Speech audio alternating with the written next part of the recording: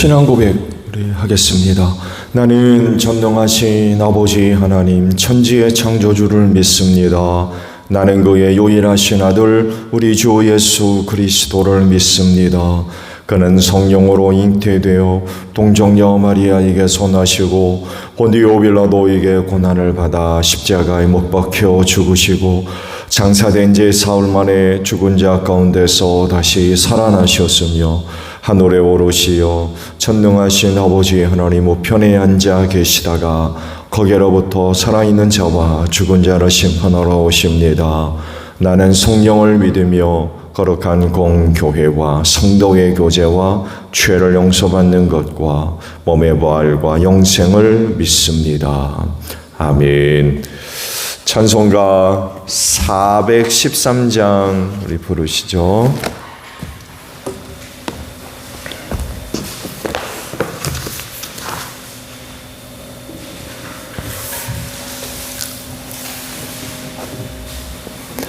찬송가 413장입니다.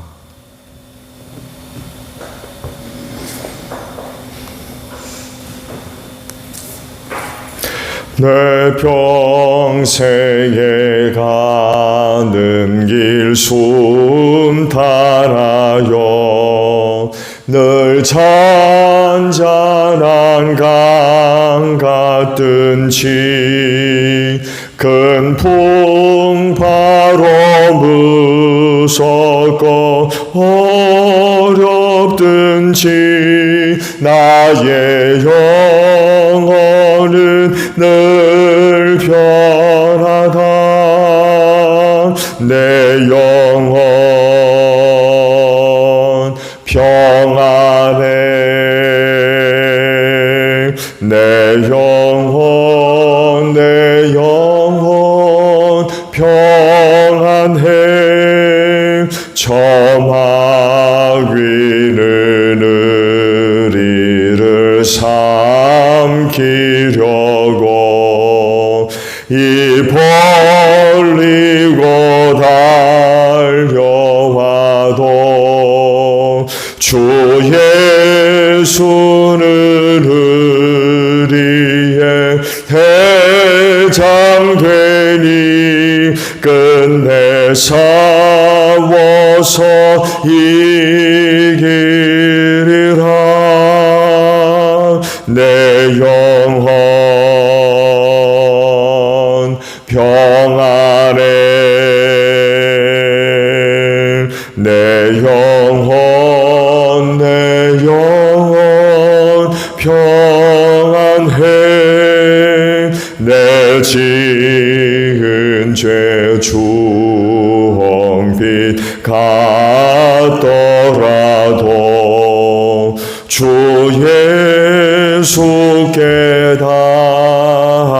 달래면 그 십자가 비로 하셔서 다시 쓰사 있는 보다도 정하리라. 내 영혼 평안해. 내 영혼 평안해. 저공 중에 구름이 일어나며 큰 나팔이 울릴 때에 주 오셔서 세상을 심판해도 나의 영혼은 겁없겠느라. 내 영혼 평안해. 내 영혼 평안해.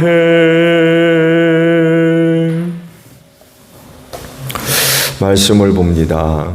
열왕기하 12장 9절로 마지막 절이에요.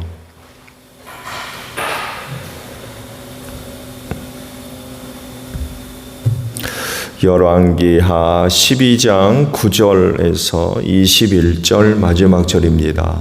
제사장 여호야다는 궤를 하나 가져다가 그 뚜껑의 구멍을 뚫어 주님의 성전에 들여와서 오른쪽 겉제단 곁에 그것을 놓았다. 그래서 문을 지키는 제사장들이 주님의 성전으로 가져오는 모든 헌금을 그 궤에 넣게 하였다. 그 궤가 헌금으로 가득 찰 때마다 왕실 서기관과 대제사장이 와서 주님의 성전에 헌납된 헌금을 쏟아내어 계산하였다. 계산이 끝나면 그 헌금은 주님의 성전 공사를 맡은 감독관들에게 전달되었고, 그것은 다시 주님의 성전을 수리하는 목수들과 건축자들에게 지불되었고, 또 미장이와 석수에게도 지불되었으며, 주님의 성전을 수리하는 데 드는 나무와 돌을 사는 데와 그 밖에 그 성전을 수리하는 데 필요한 경비로 쓰였다. 주님의 성전에 헌납된 그 헌금은 주님의 성전에 쓸 은대접들과 부집개와 대접들과 나팔 등의 금그릇이나 은그릇을 만드는 데 쓰이지는 않았다. 그 헌금은 오직 일꾼들에게 주어 그것으로 주님의 성전을 수리하는 데만 사용하였다. 또 돈을 받아 일꾼들에게 주는 감독관들에 대한 회계 감사를 하지 않았는데 그것은 그들이 성실하게 일하고 있었기 때문이다. 그리고 석건제와 속죄제에 바친 돈은 주님의 성전의 수입으로 계산하지 않았다. 그것은 제사장들의 몫이었기 때문이다.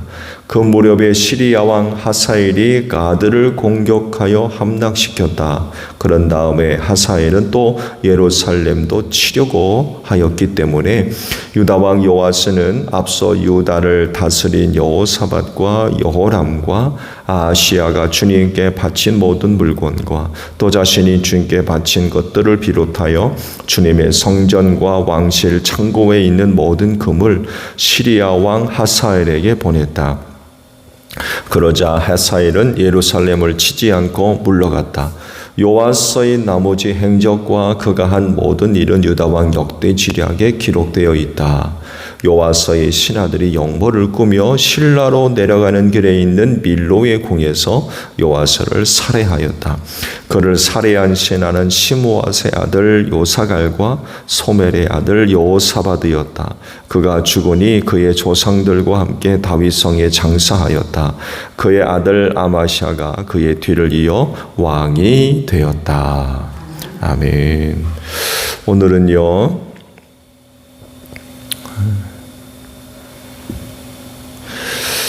18절에 있는 말씀을 함께 나누려고 합니다. 유다 왕 요아스는 앞서 유다를 다스린 여호사밧과 여호람과 아하시야가 주님께 바친 모든 물건과 또 자신이 주님께 바친 것들을 비롯하여 주님의 성전과 왕실 창고에 있는 모든 금을 시리아 왕 하사엘에게 보냈다. 그러자 하사엘은 예루살렘을 치지 않고 물러갔다라는 말씀입니다. 오늘 주신 이 18절의 말씀은 요시야 왕이 저지른 불신앙의 모습 한 가지를 이제 간략하게 고발을 하고 있는 말씀들입니다. 열왕기서의 내용들은 주로 긍정적인 그런 그 내용들이 기록이 되어져 있어요. 그 요시야 왕이 이룬 그 업적들, 그런 내용들을 좀 긍정적인 시각으로 바라보면서 열왕기서의 그 말씀을 기록을 하셨어요. 근데 역대기서에 있는 그런 말씀들과는 성격이 좀 다릅니다.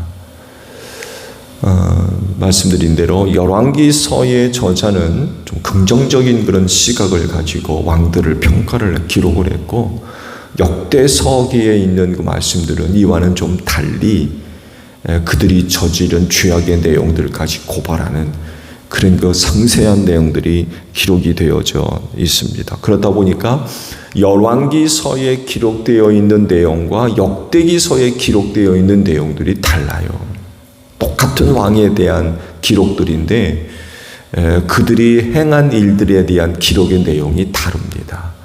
그래서 열왕기서에 기록되어 있는, 열왕기서에는 없는 게 역대기에는 있어요. 그래서 두 곳에 있는 말씀을 참조해서 보면 그 왕들에 대한 업적들을 비롯해서 또한 그들이 하느님 앞에 어떻게 살았는지에 관한 세세한 부분들을 좀 더 자세하게 우리가 알 수가 있습니다.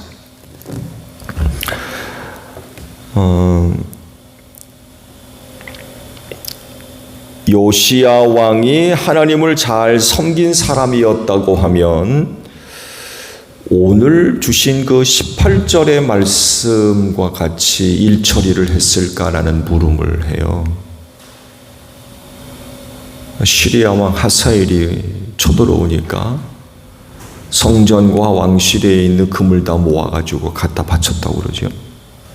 그래서 전쟁이 그쳤다고 그랬습니다. 네, 요시야가 진짜 하나님을 섬기는 믿음을 갖고 있는 사람이었다면 이 일을 이렇게 처리했을까? 라는 것입니다. 시기적으로 시리아 왕 하사엘이요 전쟁을 벌여가지고 가드를 얻었다고 그러죠. 시기적으로는요 이때 그 대제사장 여호야다는 죽은 뒤입니다. 요시야 왕을 살렸죠. 그 성전에다 몰래 키웠잖아요. 그리고 오랜 기간 동안 요시야가 왕위에 있으면서 여호야다 제사장이 시키는 대로 그 모든 일들을 잘 처리했습니다. 그런 것들이 하나님께서 보시기에 좀 마음에 드는 그런 그 모습들이었던 거죠. 근데 여호야다 제사장이 죽으면서 달라져요. 바뀝니다. 그게 열왕기서에는 빠져 있어요. 근데 역대기서에는 기록되어 있습니다. 안타까운 일이죠. 그러니까 처음 신앙을 버린 거죠. 어릴 적부터 하나님을 잘 섬겨왔던 그 신앙이 끝까지 잘 지켜야 되는데 아버지와 같은 대제사장이 죽고 나니까 달라집니다. 어떻게 달라지느냐? 우상숭배.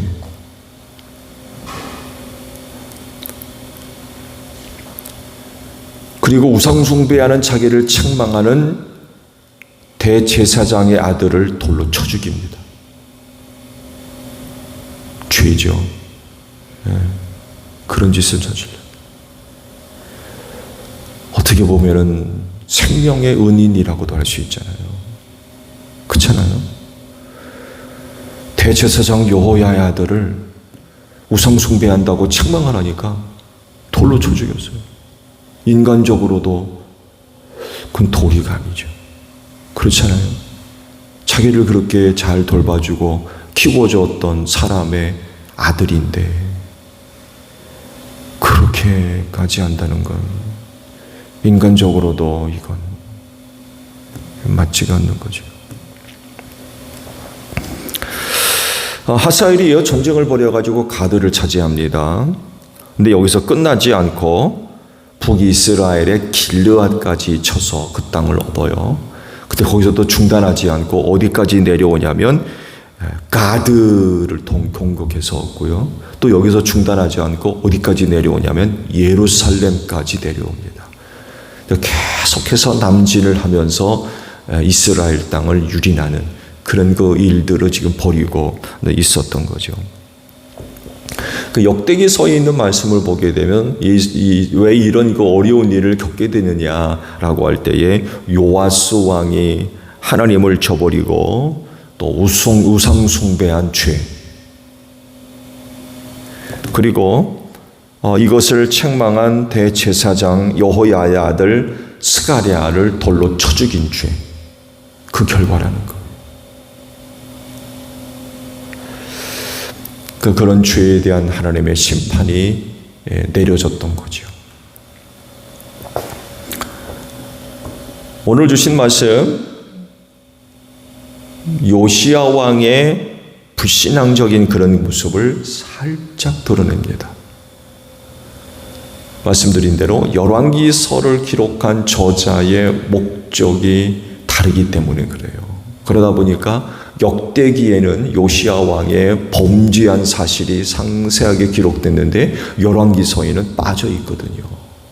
주로 이제 긍정적인 그런 것 시각으로 보다 보니까 요시야 왕이 저지른 구체적인 죄의 내용이 빠져 있는 거죠. 그렇지만 완곡하게 요시야 왕이 불신앙의 자리에 있었다는 것을 이렇게 표현했어요. 시리아 왕 하사엘이 침입해 왔을 때에 문제를 해결하는 방법에 대해서 이의를 제기하고 있는 거죠. 완곡하게, 강하게 표현하지 않고 완곡하게. 그 표현이 뭐예요? 성전과 왕실의 금을 모아다가 바쳤다라고 표현하고 있습니다. 반대로 보면, 그래서 말씀을 드린 대로 만약에 요아스 왕이 하나님을 잘 섬기는 신앙을 갖고 있는 사람이었다면 이렇게 문제를 해결했을까라고 하는 물음이 생기는 거예요. 어떻게 생각하세요? 요아스가 진정 하나님을 섬기는 신앙의 사람이었다면 이렇게 했을까요?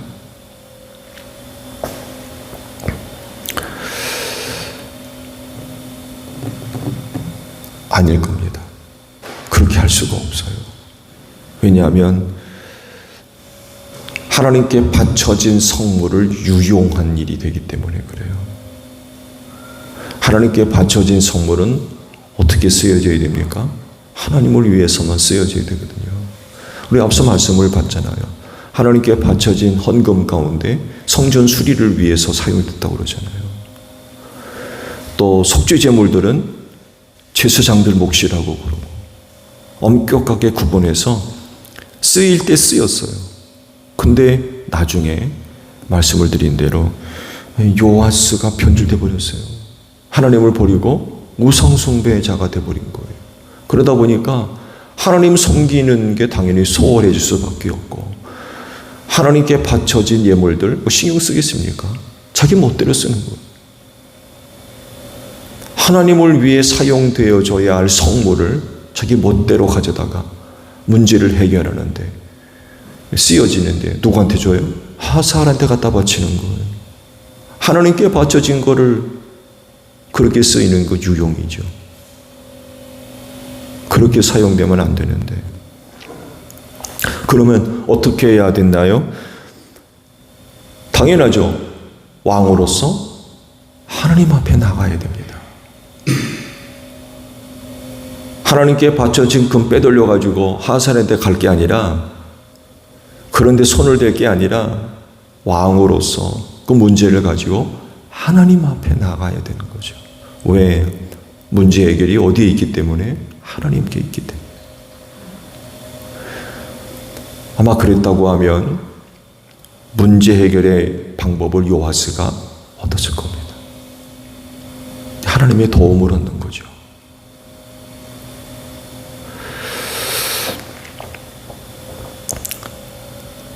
그렇지만 또 다른 한 가지 생각은요,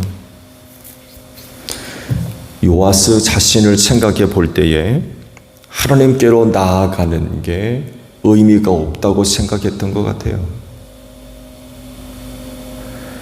왜냐하면 일단 우상숭배자 됐잖아요.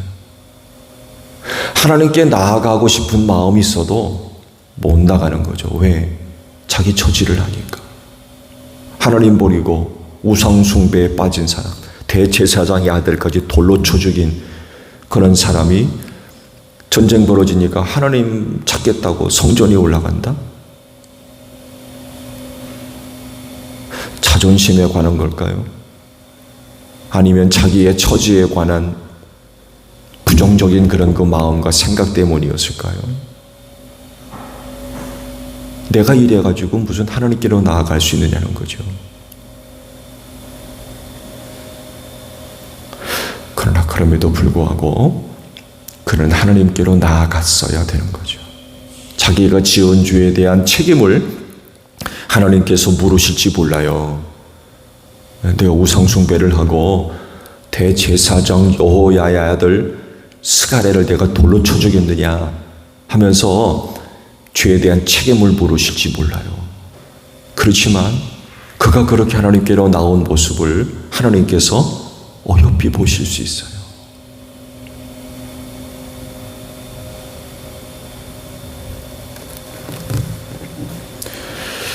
하나님께로 나오는 자를 하나님께서 거절하지 않으시거든요.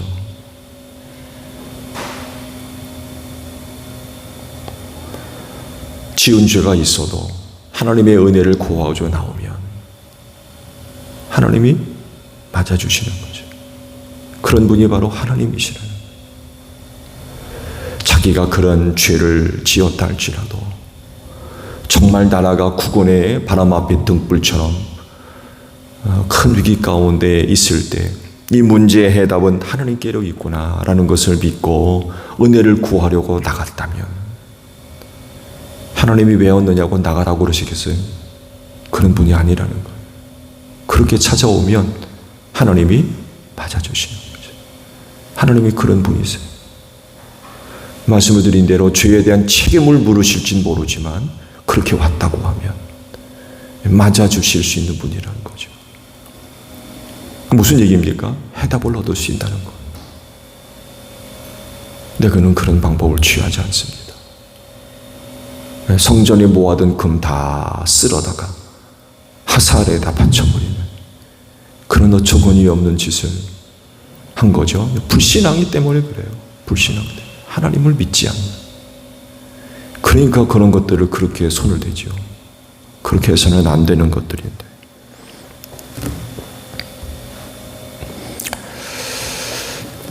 문제 해결은 물질에 있지 않습니다. 많은 돈에 있지 않아요. 하나님께 있습니다. 그 해답은 하나님께로 나아가서 얻어야 돼요.